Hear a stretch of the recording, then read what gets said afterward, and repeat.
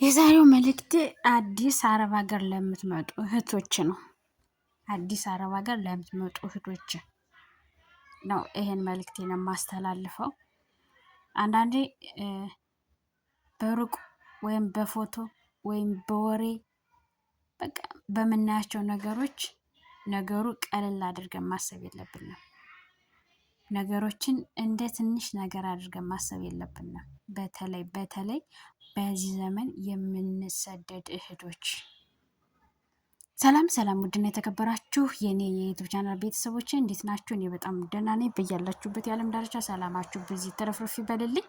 እንግዲህ ዛሬ በአዲስ ቪዲዮ ተመልሼ ብያላችኋለሁ። የዛሬው መልእክቴ ደግሞ አዲስ አረብ ሀገር ለምትመጡ እህቶች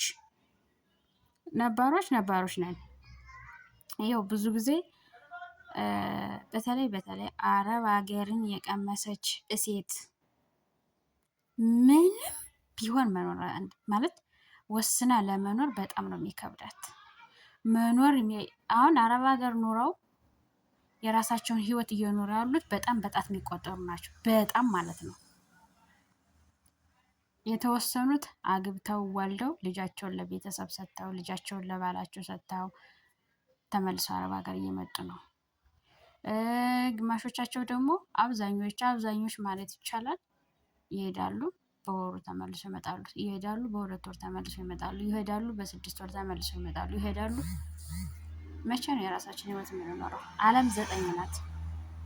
የራሳችን ህይወት ጨክነን ወስነን ለራሳችን የምንኖረው መቼ ነው? ሁለተኛ ነገር ደግሞ አዲስ አረብ ሀገር የምትመጡ እህቶች ብትረጋጉ ብታጣሩ፣ እውነቴን ነው። በተለይ በዚህ ዘመን የሚመጡት ደግሞ ገና ህፃናቶች እንቦቅልላ እንዴ ገና በደንብ እንኳን ልብሳቸውን አስተካክለው መልበስ ያልቻሉት አረብ ሀገር ናቸው። እኔ ራሴ የማውቃቸው ያጎቴ ልጆች እንዴ እኔ ስመጣ ገና ትንሽዬ ጩጫ ነው የነበሩ። ዛሬ ያሉ አረብ ሀገር ናቸው። እከሌ እኮ አረብ ሀገር፣ እከሌ ሳውዲ ናት፣ እከሌ ዱባይ፣ እከሌ ኧረ በስመ አብ ወወልድ ወመንፈስ ቅዱስ። እግዚአብሔር በጣም ትንሽዬ ናቸው። በጣም ማለት ነው። 12 ዓመት 13 ዓመት አረብ ሀገር። አስቡት እንግዲህ የመዳም ጩኸት። አስቡት እንግዲህ ቋንቋ ያለመዱ እንኳን እነሱ የ12 የ13 ዓመት ልጆች እኔ ከነሱ ትልቅ ሆኜ እንኳን ማለት ነው በ18 በ19 በ20 ዓመት የመጥቼ እንኳን ብረት ድስት ስባል የቁም ሳጥኑን እቃ ሙሉውን አውርጄ ነው ያንን ብረት ድስት የምሰጣት። እግዚአብሔር እውነቴን ነው። እኔ ማለት ነው ሳህን ብላኝ ሙሉን የቁም ሳጥኑን እቃ። እሷ ደግሞ ተንኮሏ አፈርት ብላና የኔቱ መደማ ስማ ተንኮለኛ። አንድ ሳህን አንድ እኮ ነው ደግሞ የሆነ ቤተሰቡ ምግብ ሊበላ ጠረጴዛ ሙሉ ሳህን ቢሆን ኦኬ ችግር የለውም። ለአንድ ፍሬ ሳህን ቁም ሳጥን እቃ በሙሉ አስወርዳኛለች። ይሄን ነው ስላት አይደለም ደግሞ አይ መልሰሽ ያዝ አድርጊውና ሌላ አምጪ አትለኝም አይደለም አጥጓት አስቀምጠው ዝም እዛ እንትኑ እንኳን የመጅለው ይሄ እንትኑ ሞልቶ ማለት ነው ሳሎን ላይ ነው የደረደርኩት እንዳለ የቁም ሳጥን እቃ። ለአንድ ሳህን የቁም ሳጥን እቃ ሳወርድ ነው ዝም ያለች። ተንኮሏ እንኳን ማለት ነው። አይ እንደሱ አይደለም ሳህን ማለት ይሄ ነው ብላ ሂዳ እንኳን አንድ ፍሬ አንስታ አላሳየችኝም። የምሬን ነው። ቁም ሳጥን ሙሉ እቃ አውርጄ ለአንድ ሳህን ከዛ ያንን ሳህን ሰጠዋት። እንደገና ያወረድኩትን እቃ ራሴን መልሼ የሰቀልኩት። በቁሜቴ የማልደርስበትም መሰላል ላይ እየወጣሁ መሰላሉ እዚህ ሀገር ሰሎም ነው የሚባለው። በሰሎም እየወጣሁ ሰሎም እንኳን ምን እንደሚባል አላውቅም ነበረ። የምሬን ነው። ስለዚህ አረብ ሀገር የምትመጡ እህቶቼ እባካችሁ ተረጋጉ፣ ሰከን በሉ። በእርግጥ አንዳንዴ የደከመኝ ነው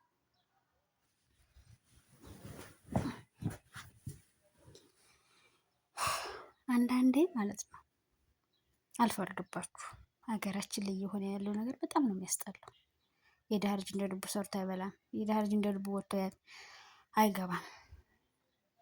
የማን ልጅ አረብ ሀገር አለች፣ የማን ልጅ እየተባለ እየተፈለገ ጤንነታቸው እንዳሳሰባቸው ሰው እየታደለ የሰው ልጅ ድሮ በእኔ እድሜ አሁን እንግዲህ እኔም ድሮ ብዬ ላወራ ነው። እግዚአብሔር የተመሰገነ ይሁንና በእኔ እድሜ የማውቀው እመቤቴ እውነቴ ነው። በእኔ እድሜ የማውቀው ፍየል ሲጠፋ ሌባ ወሰዱ ሲባል፣ ከብት ሲጠፋ በጨለማም ከበረት መጥቶ ሌቦች ወይ ታስሮ ከሆነ ፈተው ወሰዱት ይባላል። ወይ ደግሞ ካላሰረም ደግሞ በሩን ከፍተው ወሰዱት ይባላል። ወይ ደግሞ ከብቱ ደግሞ ወይ ገልብጦ ወጥቶ ሊበላ ወይ በዛ ብቻ በብዙ ምክንያት በብዙ አይነት መንገድ ከብት ተሰረቀ ይባላል። በብዛት የማውቀው ወይ በብዛት ከብት ቀን ጠፋ ተብሎ ሰምቼ አላውቅም። አሁን እኔ በነበርኩበት በእኔ እድሜ ማለት ነው። በብዛት ቀን የሚጠፋ ፍየል በግ ነው። ወይ ቀበሮ በልቶት ወይ ደግሞ ውሻ በልቶት ወይ ደግሞ አንዳንድ ባለየዎች ደግሞ በቀንም የሚሰርቁ አሉ እንጂ የማውቀው እኔ በብዛት ሌባ እንኳን ሲባል የማውቀው በጨለማ ከብት ተሰረቀ፣ ከብት ተሰርቆ ይሄን ያህል ተከፍሎ ተመለሰ ሲባል ነው የማውቀው። እመቤቴ ማለት ያጎቴ በሬዎች እንኳን ሌሊት ተሰርቀው ከዛ ተደራድረው በሽማግሌ ተደራድረው መክፈል ያለባቸውን ብር ከፍለው ነው በሮች የተመለሱ። ይሄን ነው የማውቅ እንጂ የሰው ልጅ እንደ ከብት ታግቶ እንዲህ ቁጥሩን እንኳን ሲጠሩት የሚያስፈራ ጨካኝ አረመኔ ያለበት ሀገር ኢትዮጵያ ምድር ነው። ሰው እንደ ልቡ መስራት አይችል። እኛ ስንማር ሳለ የደሃ ልጅ ቆሎ ሽጠው፣ ውሃ ሽጠው፣ ብስኩት ሽጠው፣ ክሰል ሽጠው፣ ኩበት ሽጠው፣ እንጨት ሽጠው ተራራ ሄደው እመቤቴ እውነቴን ነው እንጨት እየሸጡ ትምህርታቸውን የሚማሩ ልጆች አሉ። የኔ ጓደኞች እንጨት እየሸጡ እኛ እንኳን ብዙ ነን። እኛ ራሱ 10-15 ሆነን የአንድ ሰዓት ተኩል መንገድ በእግራችን እየተመላለስን ነው ስንማር የነበረ ገጠር ከከተማ ማለት ነው። የአንድ ሰዓት ተኩል በእግራችን እየተመላለስን 15 ምናምን ተሰባስበን ማለት ነው። ዋለ በጨለማ እንኳን ብንሄድ ምንም አያስፈራም። ደስ ስለሚል ቦታው ራሱ ምንም ማለት መንገዱ አያስፈራም። እንደ ዛሬው እንደዚህ እንትን የለም እንዴ። አሁን አይደለም እኛ አንድ ሰዓት ተኩል መንገድ ተመላልሰን ተምረን የእኛ ትናንሾች ግን እዛው ጥጋችን ደጃፋችን ትምህርት ቤት ተከፍቶላቸው ከዛ ነው ቅርብ እየተማሩ የነበረ። አሁን እንኳን አንድ ሰዓት መንገድ ተጉዞ ሄዶ መማር ቀርቶ ሽንትን ወጥቶ ለመሽናት መከራ ነው። ፍርሃት ተኝቶ ሰው ለመነሳት ፈርተው መቼ ነግቶ እየተባለ ሰው ወጥቶ ሄዶ ገበያ ገብቶ መምጣት አይችልም። የድሃ ልጅ ዛሬ ውሃ ሽጦ፣ ቆሎ ሽጦ፣ እንጨት ሽጦ፣ ክሰል ሽጦ፣ ኩበት ሽጦ የሚያድር የለም። እናት ወገባና ስራ እንኳን ጠላ ጠምቃ እየሾጭ ያንን ብላ እንዳታሳድግ ይህም የለም። አገር ሰላም ከሌለ ምን ገቢ አለ? ተፈርቶ በገዛ ሀገራቸው ስደተኛ ብቻ ይከብዳል። እና በዚህ አንጻር እረዳችኋለሁ። ግን ደግሞ ይሄ ሲፈራ ደግሞ የባሰ ደግሞ በምድረ በዳ በሰው ሀገር ብቻ ይከብዳል። እግዚአብሔር አምላክ አገራችን ሰላም ያደርግልን።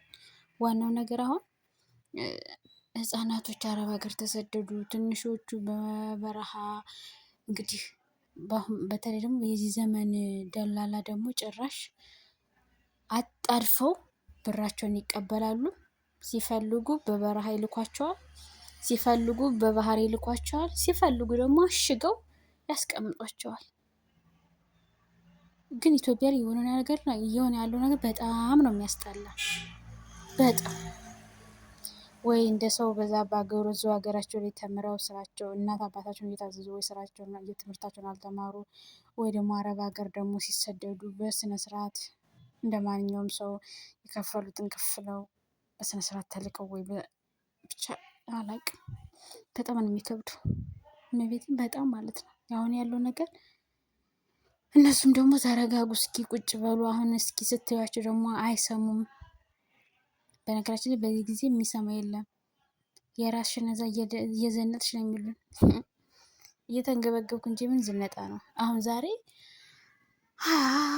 ሀገሪቱን ስንዞራት ይዋል ነው። እኔ በነገራችን ላይ እንደዚህ ከመዳሞች ጋር ወጥቶ በዛ መዋል አልወድም። ቤት ስራ ስጠገረር ብውል ነው የሚሻለኝ። የእኔ ሴትዮ ደግሞ ቦርሳዋ በሉኝ ልጅ ስላላት ያንን ልጅ አንግቤ እንድዞርላት ለልጇ ስትል ይዛኝ ነው የምትሄድ። አልሄድም ካልኩማ አኩርፋ ነው የምትመጣው። ለዛ ግዴታ ነው እሄዳለሁ፣ ልጁን እንዳግዛት ማለት ነው። በጣም እኔ መስራት እንኳን ይህን ያህል አይደክመኝም። ከእነሱ ጋር ከምዞረው እዛ ቁጭ ብዬ መኪና ውስጥ ቁጭ ብዬ ከእነሱ ጋር ከምዞረው ከቤት ስጠገረር ብውል አይደክመኝም። ይሄን ያህል እንደዛ አይደክመኝም። እኔ የሚደክመኝ ከእነሱ ጋር መዞር ነው የሚደክመኝ። ከእነሱ ጋር ሲዞሩ ውሎ መምጣት እኔ ትንፋሽም ያጥረኛል፣ ልቤም ይደክማል። በቃ አበቃለሁ፣ ብቂት ብቂት ነው የምለው። እግዚአብሔርን እኔ ስሰራ ይሄን እንደዚህ እንኳን አይደክመኝም።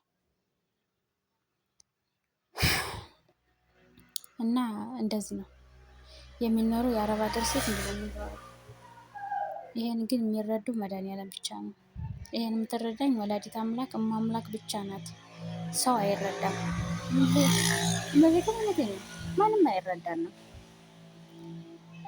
ደግሞ እኮ እንደዚህ እየደከመን እንደዚህ እኮ እየሆንን ብሩን የምንልከው ለነሱ ነው። ለእኛ እኮ ብለን አናስብም። የኔማ እኔ እንጃ፣ የኔማ በተለይ እኔ አላቅም። አንዳንዴ የኔ ብቻ ነው እንዴ እላለሁ። ብር የማይጠራቀምልኝ፣ ብር የማይሰበሰብልኝ፣ እሰራለሁ ምን እንዳረኩት አላቅም፣ ይጠፋል ብሩ። ወይ እንደ ሰው ደህና ነገር አልገዛሁበት፣ እኔ እንጃ አላቅም። ብቻ እናቴ ኪዳነ ምሕረት እሷ ትወቅ፣ እሷ ነው ነገሮችን ሁሉ እሷ ታስተካክል። እመቤቴ እንደዚህ እየደከመኝ እንኳን ብሩ የት እንደሚገባ አላቅም፣ ምን እንደሚደረግ አላቅም። ታዲያ አዳሜ ፎቶዬን ስላየ እኔ ዘናጭ ነኝ፣ እኔ ያለምተኛ ኗሪ ነኝ። ጫንጫን እየተነፈስኩ ለእውነቴን እኮ ነው እመቤቴን፣ ያለ እድሜ አረጀሁ። እና አረብ ሀገር የሚመጣው ብር ይሄ ነው። ብር እንደ ቅጠል የሚቆረጥ ነው ይመስላችሁ? ብዙ ህዝቦች አላችሁ አረብ ሀገር ሲባል ብር እንደ ቅጠል የሚታጨድ ይመስላችሁ? እውነቴን ነው። በጣም ብዙዎች አላችሁ፣ በጣም ማለት ነው። እንዴት ዋጋን ተከፍሎ እንደሚመጣ የማታውቁ። እኔ ግን የሚገርመኝ እኮ አንዳንድ የማይገነዘቡት ኢትዮጵያ ላይ እንኳን የመንግስት ሰራተኛ የሚሆኑ ከሀብታም ቤት ተቀጥረውም እየሰሩ ይሆኑ የራሳቸውም ድርጅት ይሁን እየሰሩ ያነ ድርጅት ምን ያህል ዋጋ እንዳስከፈላቸው እንኳን በዛ ግምት እንኳን መረዳት ያቅታቸዋል። እኔ አንዳንድ ሰዎች የሚገርሙኝ ማለት ነው። እንዴ እስኪ ባላችሁበት የስራ ገበታ ምን ያህል እንደሚያደክማችሁ በዛ እንኳን የኛን መረዳት ትችላላችሁ። የእናንተ የግላችሁ ስራ ይሄን ያህል ካደከመ ሰው ቤት ስራ ደግሞ ምን ያህል እንደሚያደክም መረዳት አይከብድም። አእምሮ ህሊና ላለው ሰው ማለት ነው። ሰው ብንተሳሰብ ብንተዛዘን ማለት እወዳለሁና የኔ ውዶች በሙሉ ዓለም ያላችሁ ስደተኛ እህት ወንድሞቼ፣ ሀገራችንም ያላችሁ እህት ወንድሞቼ ሰላማችሁ በዚህ ትርፍርፍ ይበልልኝ። ለቤት አዲስ የሆናችሁ ለሰላም መንግስቱ የዩቲዩብ ቻናል አዲስ የሆናችሁ ሰብስክራይብ፣ ላይክ እያደረጋችሁ ቤተሰብ ሁኑ። በሌላ በአዲስ ቪዲዮ ተመልሼ እስከምመጣ በያላችሁበት የዓለም ዳርቻ ሰላማችሁ ይብዛልኝ። እወዳችኋለሁ፣ አከብራችኋለሁ። አዲስ የሆናችሁ ሰብስክራይብ፣ ላይክ እያደረጋችሁ ቤተሰብ ሁኑ። ቤተሰብ የሆናችሁ ደግሞ ሼር፣ ኮሜንት እያደረጋችሁ ሀሳብ አስተያየታችሁን ጻፉልኝ።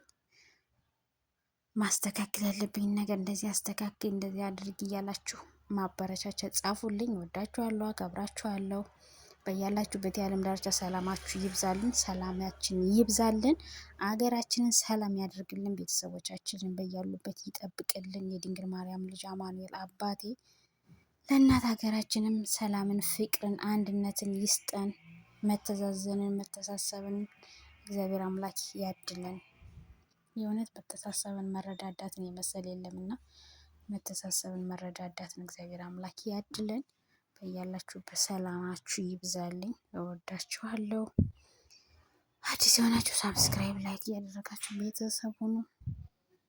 በሌላ ቪዲዮ ተመልሼ እስከምመጣ ወዳችኋለሁ። ባይ ባይ።